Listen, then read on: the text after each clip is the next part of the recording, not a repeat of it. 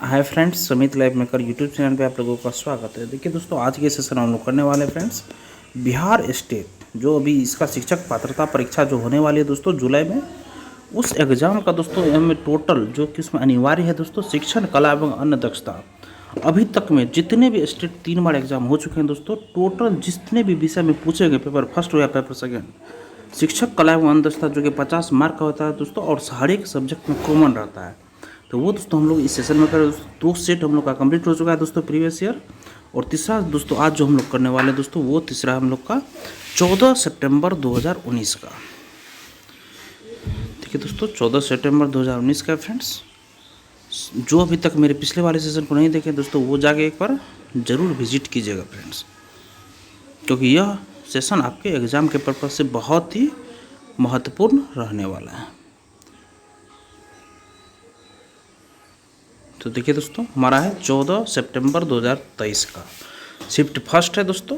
देखिए पहला क्वेश्चन है इसमें कि क्रिया आधारित अधिगम है। क्रिया आधारित अधिगम है, क्या है क्रिया आधारित अधिगम? तो क्रिया आधारित अधिगम है, ऑप्शन नंबर सी हमारा सही होगा, करके क्रिया आधारित अधिगम है। करके क्रिया आधारित अधिगम है। देखिए फ्रेंड्स, क्रिया आधारित अधिगम में शिक्षार्थी सक्रिय रूप से अपने व्यक्तित्व अनुभवों के आधार पर ज्ञान के निर्माण और पुनः निर्माण करते हैं, और इस अधिगम को कर्ण के सीखने के रूप में जाना जाता है। यह बालक को स्वयं ज्ञान और अनुभव प्राप्ति का अवसर प्रदान करती है। इस विधि के द्वारा बालक क्रियाशील होकर अधिगम प्रक्रिया में रुचिपूर्ण सहभागिता करता है। नेक्स्ट क्वेश्चन देखिए, अधिगम प्रक्रिया में शिक्षार्थी, अधिगम प्रक्रिया में शिक्षार्थी है, क्या है? तो ऑप्शन नंबर बी देखिए इसका सही होगा, आश्रित चर। अधिगम प्रक्रिया में शिक्षार्थी है तो आश्रित चर है। सॉल्यूशन देखिए इसका, अधिगम प्रक्रिया में शिक्षार्थी आश्रित चर होता है। चर कई प्रकार के होते हैं, जो स्वतंत्र चर, आश्रित चर, मध्यस्थ चर है, और शिक्षक को प्रभावित करने वाले कई अन्य कारक होते हैं, जैसे कि उनकी शिक्षण शैली या अभिभावकों की भागीदारी। पाठ्यक्रम को मध्यस्थ चर के रूप में जाना जाता है। नेक्स्ट क्वेश्चन देखिए, शैक्षिक उद्देश्य का मूल स्रोत है। शैक्षिक उद्देश्य का मूल स्रोत है, क्या है मूल स्रोत? यह मानव अनुभव, मानव अनुभव। शैक्षिक उद्देश्य का मूल स्रोत है मानव अनुभव, ऑप्शन नंबर ए सही है। सॉल्यूशन देखिए इसका, शैक्षिक उद्देश्य का मूल स्रोत मानव अनुभव है। शैक्षिक उद्देश्यों के निर्धारण में विषय वस्तु की प्रकृति तथा शिक्षा के स्तर को भी ध्यान में रखना होता है। प्रत्येक विषय की अपनी विशेष प्रकृति होती है। शिक्षा का उद्देश्य हमें अनुभव द्वारा सीखने की प्रेरणा देता है। नेक्स्ट क्वेश्चन देखिए, उद्देश्य। उद्देश्य क्या है दोस्तों? तो उद्देश्य इसमें से सभी होगा दोस्तों। अमूर्त अवबोध सम्मिलित कर सकता है, मापन में कठिन, प्रशंसा सम्मिलित कर सकता है। ये तीनों होगा दोस्तों, तीनों ऑप्शन सही होगा। इसका सॉल्यूशन देख लीजिए आप लोग कि उद्देश्य एक पूर्व दर्शित लक्ष्य है जो किसी प्रक्रिया को संचालित करता है अथवा व्यवहार को प्रेरित करता है। उद्देश्य अमूर्त अवबोध सम्मिलित कर सकता है। उद्देश्यों को मापना कठिन है। यह प्रशंसा सम्मिलित कर सकता है, विकल्प डी सही है। नेक्स्ट क्वेश्चन देखिए, नेक्स्ट क्वेश्चन पर दर्शन शास्त्र का उपयोग शिक्षा में, दर्शन शास्त्र का उपयोग शिक्षा में है, क्या दोस्तों? उद्देश्य चयन में है। दर्शन शास्त्र का उपयोग शिक्षा में है, उद्देश्य चयन के रूप में है। सॉल्यूशन देखिए इसका, दर्शन शास्त्र का ज्ञान एक आधारभूत तत्व है जो न केवल शिक्षा को समग्र रूप से समझता है, बल्कि शिक्षा विधियों तथा इसके प्रभावों एवं उपयोग का निर्णय या चयन करता है। यह शिक्षा की प्रकृति के साथ साथ उसके उद्देश्यों और समस्याओं की जांच करती है, अतः विकल्प सी सही है दोस्तों। नेक्स्ट क्वेश्चन देखिए फ्रेंड्स, पारंपरिक शिक्षण है। पारंपरिक शिक्षण है, ये क्या है? ये निगमन है। पारंपरिक शिक्षण क्या है? तो निगमन है। पारंपरिक शिक्षण क्या है? निगमन है। सॉल्यूशन देखिए इसका, पारंपरिक शिक्षण व्यवस्था के अंतर्गत शिक्षक विषय के निकट रहकर शिक्षा प्रदान करता है। प्रक्रिया में शिक्षक को छात्रों के समक्ष उपस्थित होना पड़ता है। इसके अलावा एक ही समय में एक साथ सभी छात्रों को एक स्थान पर एकत्रित होना पड़ता है। पारंपरिक शिक्षण निगमनात्मक है। नेक्स्ट क्वेश्चन देखिए, एक अधिक संख्या वाली कक्षा में सबसे उपयोगी विधि है। एक अधिक संख्या वाली कक्षा में सबसे उपयोगी विधि है, क्या है सबसे उपयोगी विधि? तो व्याख्यान है। सबसे उपयोगी विधि व्याख्यान है।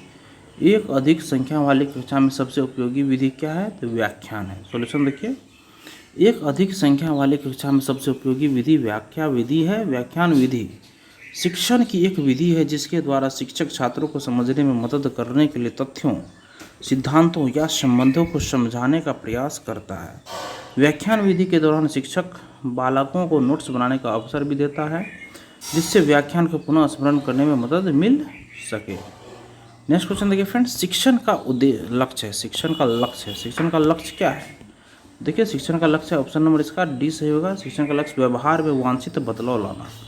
व्यवहार में वांछित बदलाव लाना ये शिक्षण का उद्देश्य है। इसका सॉल्यूशन देखिए, शिक्षण के लक्ष्य वांछित दिशा में, शिक्षण के लक्ष्य वांछित दिशा में, शिक्षण के लक्ष्य वांछित दिशा में शिक्षार्थी के व्यवहार को आकार देना, शिक्षार्थी में अव्यक्त प्रतिभाओं की पहचान करना और सीखने की उनकी सहज इच्छा को बढ़ाना, शिक्षार्थियों को अपने वातावरण में सामंजस्यपूर्ण ढंग से रहने के लिए सक्षम बनाना, सीखने वालों को उनकी सीखने की रणनीतियों को पहचानने और लागू करने में मदद करना है। इसलिए विकल्प डी सही है। नेक्स्ट क्वेश्चन देखिए, बालगिरी पूर्व प्राथमिक विद्यालय की स्थापना की।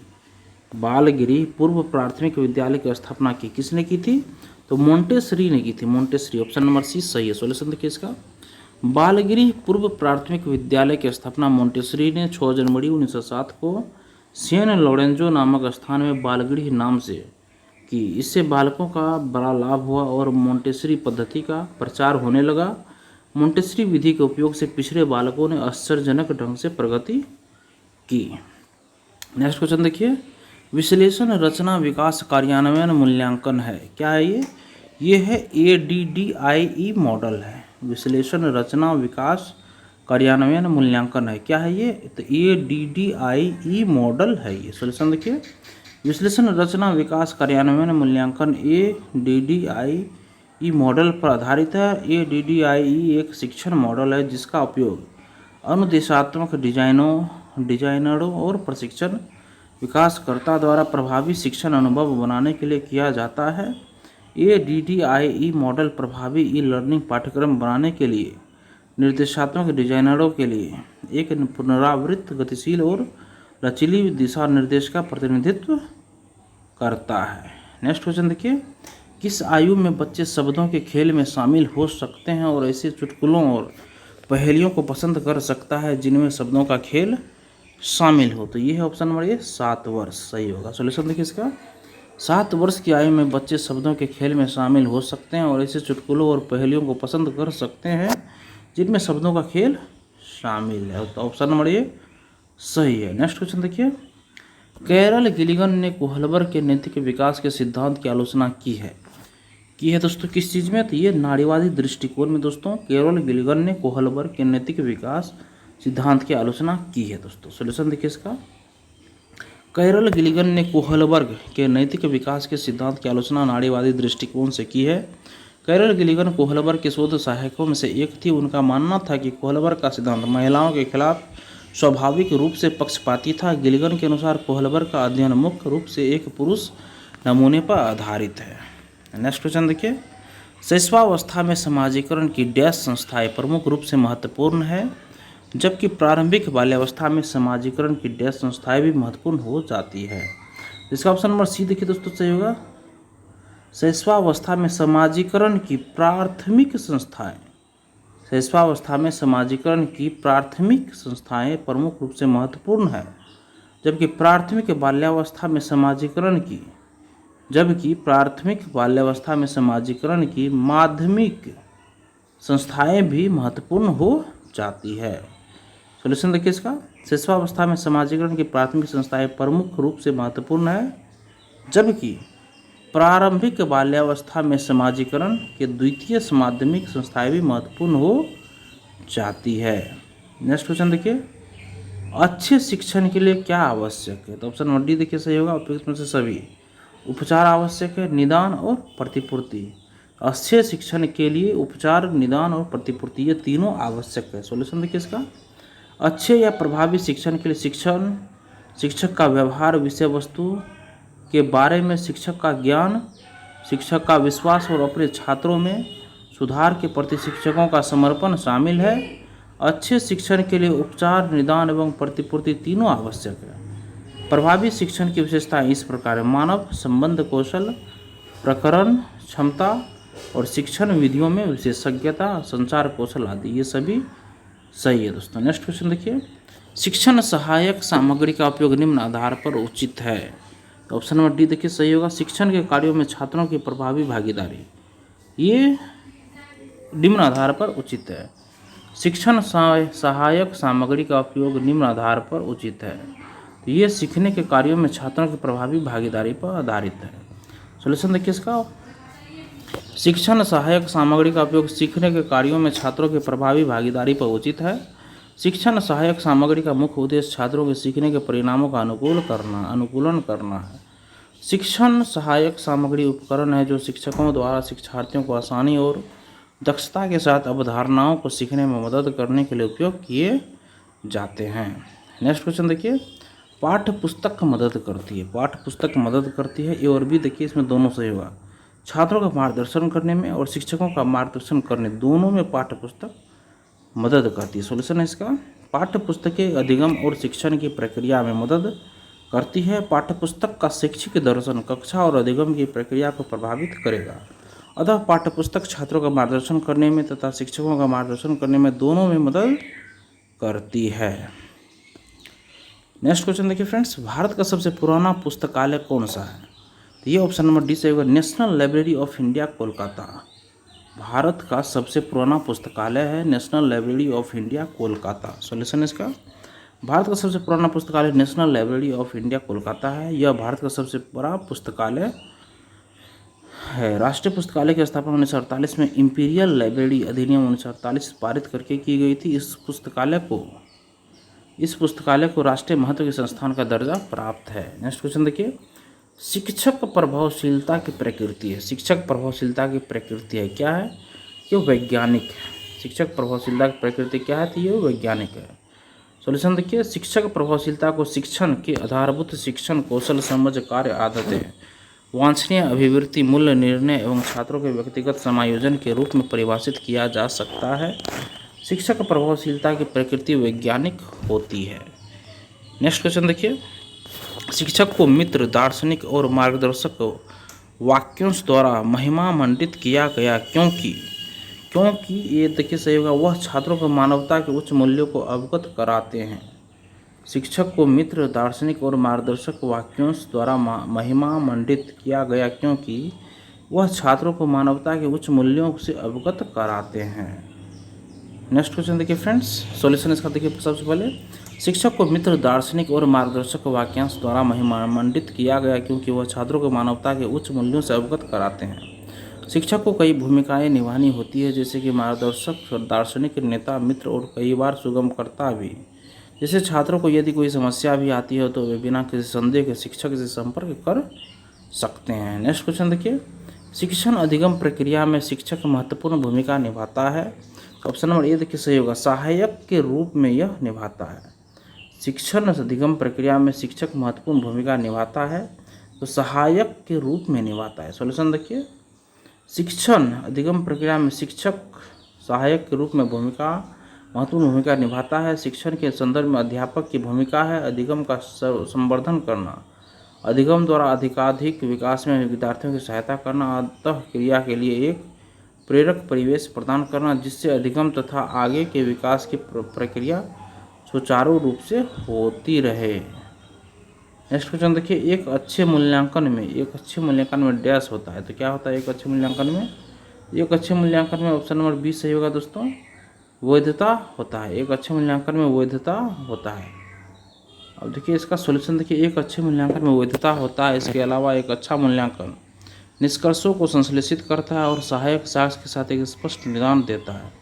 अच्छे मूल्यांकन की विशेषताएं निम्न है: विश्वसनीयता, वस्तुनिष्ठता, वैधता और नियोजन और प्रयोज्यता। देखिए फ्रेंड्स, नेक्स्ट क्वेश्चन है हमारा, निम्नलिखित में से कौन मूल्यांकन का प्रकार नहीं है? ऑप्शन नंबर बी देखिए, वाद विवाद एक मूल्यांकन का प्रकार नहीं है। निर्माणात्मक है, संकलनात्मक है और सीसीई है।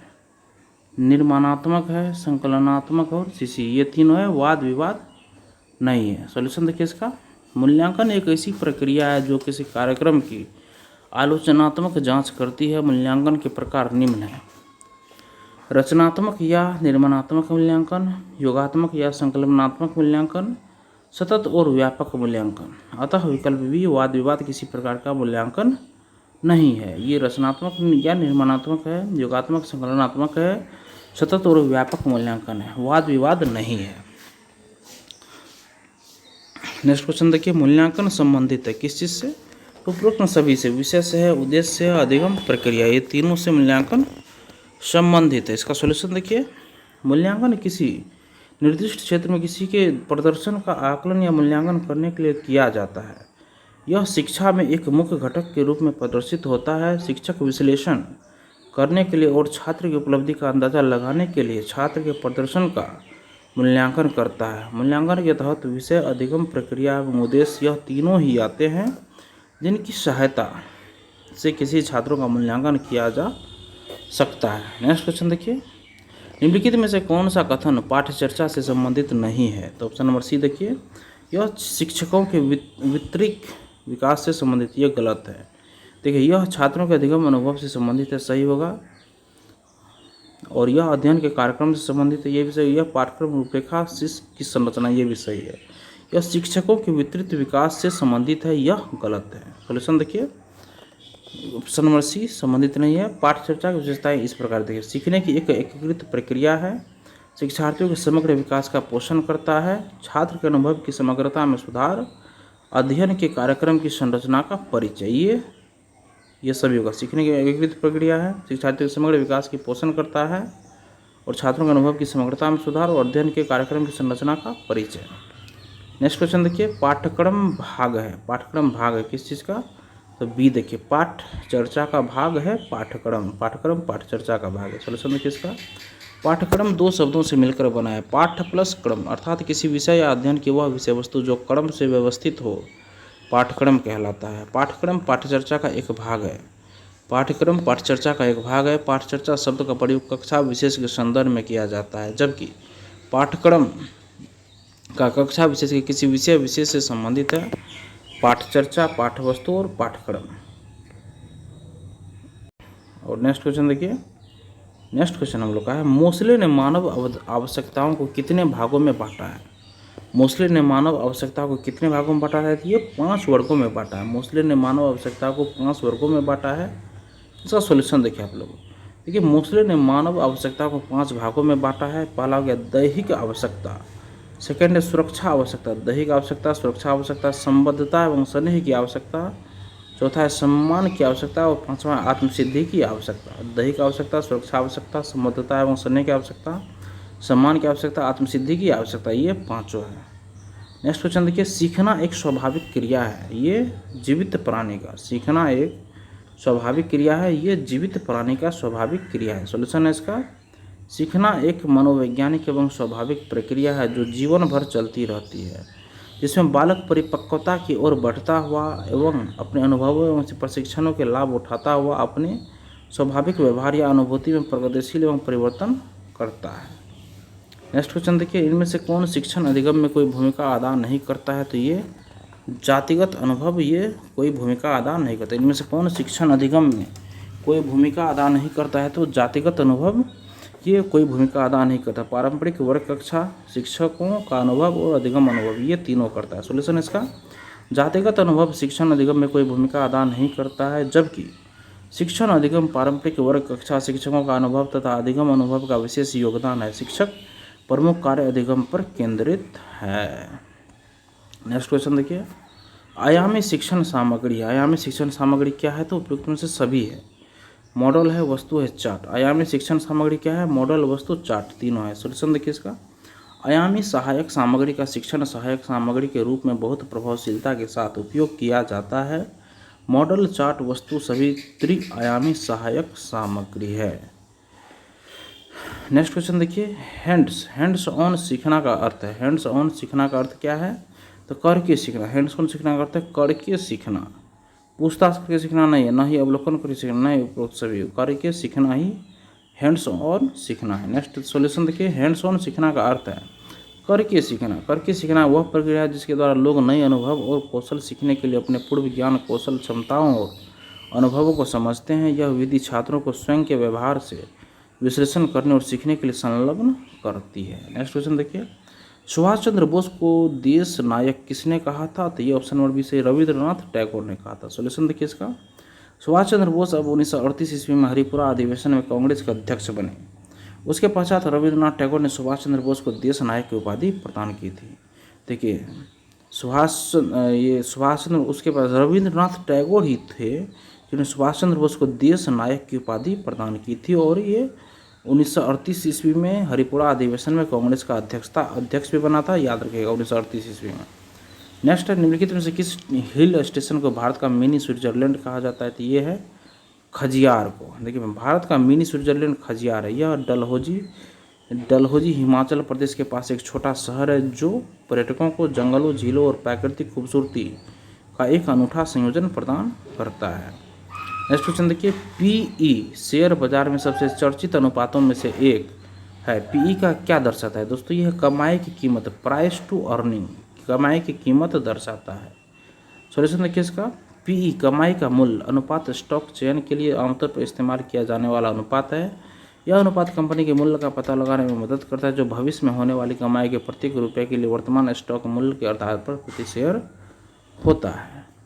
नेक्स्ट क्वेश्चन देखिए, चौकीदार विरोधी अभियान भारत के किन भागों में लोकप्रिय था? तो ये था बिहार और बंगाल में। सॉल्यूशन है इसका, चौकीदार विरोधी अभियान 1930 ईस्वी बिहार और बंगाल में सक्रिय था। इसके अंतर्गत लोगों ने चौकीदारी कर देना बंद कर दिया और चौकीदारी को त्यागपत्र देने के लिए बाध्य किया। चौकीदारों को त्यागपत्र देने के लिए बाध्य किया था।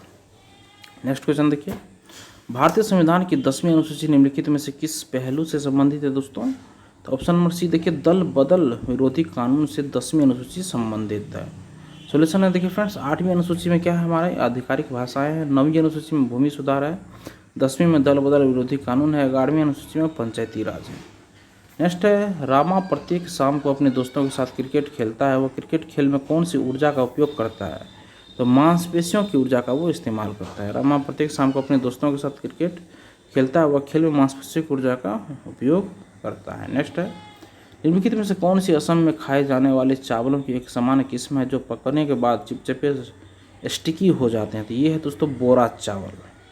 देखिए फ्रेंड्स, असम में बोरा चावल उगाया जाता है। बोरा एक प्रकार का चिपचिपा चावल है जो प्रतिऑक्सीकारक से भरपूर होता है और इस तरह के चावल खाने में स्वास्थ्यकर होते हैं। नेक्स्ट देखिए, जब हम ईंधन जलाते हैं तो हमें प्राप्त होती है या होते हैं क्या? ऊष्मा एवं प्रकाश ऊर्जा प्राप्त होता है। ऊष्मा और प्रकाश ऊर्जा दोनों हमें प्राप्त होता है। सॉल्यूशन देखिए, ईंधन को जलाने पर ऊष्मा एवं प्रकाश ऊर्जा की प्राप्ति होती है। कोयला, लकड़ी, पेट्रोलियम पदार्थों के जलाने से कोयला, लकड़ी, पेट्रोलियम पदार्थों के जलाने से ऊष्मा एवं प्रकाश ऊर्जा प्राप्त होती है। नेक्स्ट क्वेश्चन देखिए, सांपों के बारे में निम्नलिखित कथनों पर विचार कीजिए तथा निम्नलिखित में से गलत कथनों को चिन्हित कीजिए। तो ऑप्शन नंबर इसका ए सही होगा। देखिए फ्रेंड्स, गलत कथन को चिन्हित करना है सांपों के बारे में। देखिए दोस्तों, वे अपने शिकार को चबाकर खाती है, गलत है। वे अपने भोजन शिकार को पूरा निगल जाते हैं, सही है। सांपों के दांत नुकीले होते हैं, ये भी सही है। जहरीले सांपों के डसने वाले दांत होते हैं। सॉल्यूशन देखिए, सांप अपने शिकार को चबाकर नहीं खाते हैं, वे अपना शिकार सीधा निगल जाते हैं। सांप का भोजन मेढक, छिपकलियां, पक्षी और चूहे होते हैं। अन्य प्रश्नगत कथन सांप के संदर्भ में सत्य है। नेक्स्ट क्वेश्चन देखिए, गुजरात के सापेक्ष देखिए फ्रेंड, नेक्स्ट क्वेश्चन है, गुजरात के सापेक्ष उत्तर प्रदेश और आंध्र प्रदेश की क्रमशः स्थितियां हैं। गुजरात के सापेक्ष उत्तर प्रदेश और आंध्र प्रदेश की क्रमशः स्थितियां हैं, क्या है? तो ऑप्शन नंबर डी देखिए, उत्तर पूर्व और दक्षिण पूर्व है। गुजरात के सापेक्ष अगर उत्तर प्रदेश को हम देखते हैं और आंध्र प्रदेश को देखते हैं तो एक है उत्तर पूर्व है और एक दक्षिण पूर्व है। सॉल्यूशन देखिए इसका, गुजरात के सापेक्ष उत्तर प्रदेश और आंध्र प्रदेश की स्थिति क्रमशः स्थिति उत्तर पूर्व और दक्षिण पूर्व है। नेक्स्ट है, आकलन के बारे में निम्नलिखित में से कौन सा कथन सही नहीं है? तो ऑप्शन नंबर बी देखिए, इसमें से आकलन के बारे में बी सही नहीं है।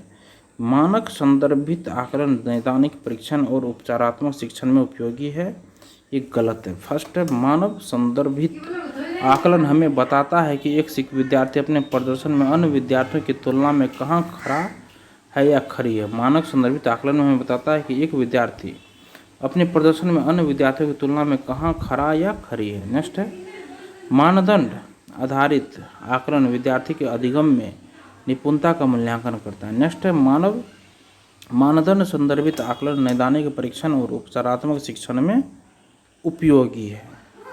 सॉल्यूशन देखिए फ्रेंड्स, मानव संदर्भित आकलन नैदानिक परीक्षण और उपचारात्मक शिक्षण के लिए उपयोगी नहीं होता है।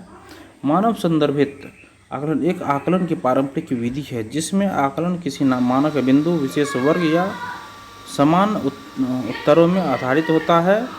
इसमें एक विशेष वर्ग जिसे मानक कहते हैं की उपलब्धियों को ध्यान में रखकर परीक्षा परिणाम की व्याख्या की जाती है। इस आकलन का मुख्य लक्ष्य यह पहचानना है कि एक छात्र ने पूर्व निर्धारित सहकर्मी समूह में दूसरों की तुलना में कैसा प्रदर्शित किया है। यह छात्रों के जोखिम की स्तर या आवश्यकता को इंगित करने में मदद करता है। नेक्स्ट क्वेश्चन है अधिगम। अधिगम डैश कम, अधिगम कम, अधिक कम, सॉरी दोस्तों, अधिक कम, लंबा छोटा, दूर समीप, बड़ा छोटा आदि अवधारणाएं क्या है दोस्तों? ये है महत्वपूर्ण पूर्व संख्या, प्री नंबर अवधारणाएं हैं ये सब।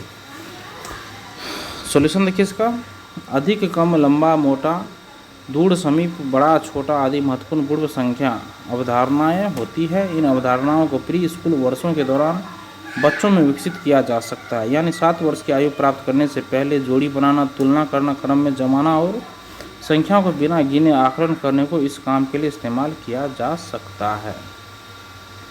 नेक्स्ट है गणितीय अधिगम सामग्री। गणितीय अधिगम सामग्री, अब देखिए फ्रेंड्स इसमें सही विकल्प चुनना है। तो देखिए इसमें से हमारा ऑप्शन नंबर डी, बी और डी सही है। गणितीय अधिगम सामग्री दोस्तों सूत्र के प्रदर्शन में शिक्षकों की मदद करती है। गणितीय अधिगम सामग्री ये गलत है। नेक्स्ट स्वतः अधिगम में विद्यार्थियों की मदद करती है, ये सही है दोस्तों। उसके बाद दोस्तों निर्देश देने में शिक्षकों की मदद करती है, ये देखिए निर्देश नहीं देती है, ना ही ये प्रदर्शन करती है, ये भी गलत है। जी देखिए कक्षा में अधिगम वातावरण का निर्माण करने में मदद करती है, ये सही है दोस्तों। सॉल्यूशन देखिए इसका, शिक्षण अधिगम सामग्री ऐसे उपकरण होते हैं जिनका उपयोग शिक्षकों द्वारा अभ्यर्थियों को आसानी और दक्षता के साथ अवधारणा सीखने में सहायता करने के लिए किया जाता है।